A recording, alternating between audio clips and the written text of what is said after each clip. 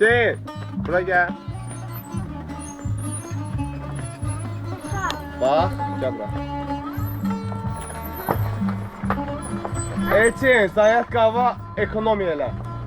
Ha. Bax, mən gətirdim səni bura. Mənim sözümdən çıxırsan. Yaxşı, nə deyirəm son. Qardaşlarımız. Fəlakət bir fəlakət ki.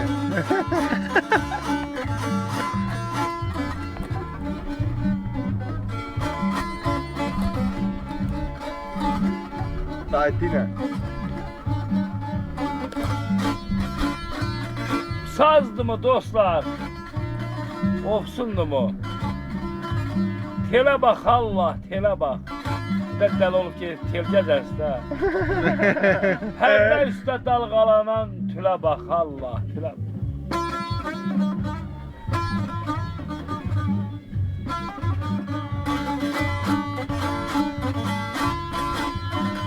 Yanan dağım bax, o dərəm oldu. Uçan bəndi bərəm oldu. Mahmud dönüb kərəm oldu, külə bax Allah, külə bax. Nəfsi təzə oğlan, nəğməsi tər. Xan əslimin düyməsi zə.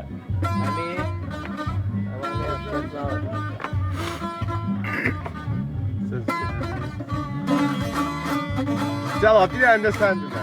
Yox, mən vuranda da vuram. Açılıbdı gümüş kəmər, belə bax Allah, belə bax. Bağrımı alqan eyləyən, sinəmi şan eyləyən, məni Zəlmixan eyləyən, elə bax Allah, Zəlmixan Yaqub.